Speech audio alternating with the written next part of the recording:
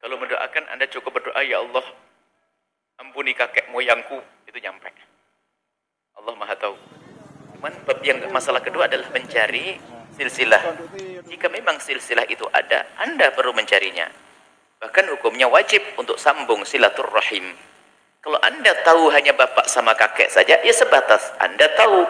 Yang tidak boleh adalah berbohong, mengaku-ngaku nasab.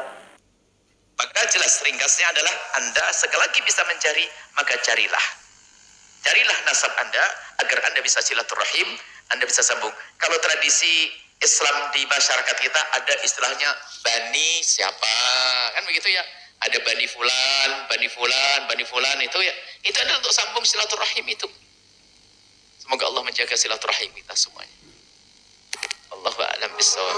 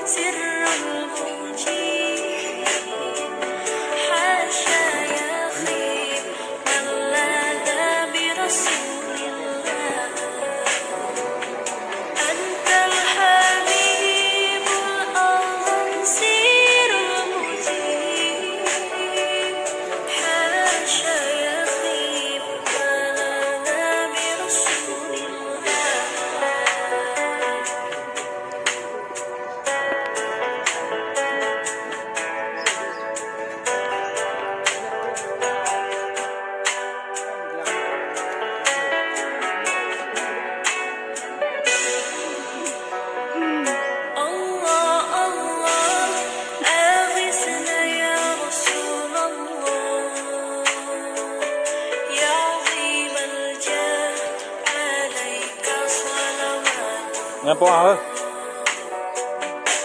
Ada itu. Bantu kalau mau kaya kan?